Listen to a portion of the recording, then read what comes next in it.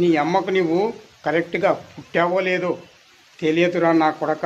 నేను మాత్రం నా అమ్మకు కరెక్ట్గానే పుట్టాను. నీ అమ్మకు నువ్వు కరెక్ట్గా పుడితే నువ్వు కోర్టులో నా తమ్ముడు హత్య చేశాడని ఎందుకు చెప్పావు?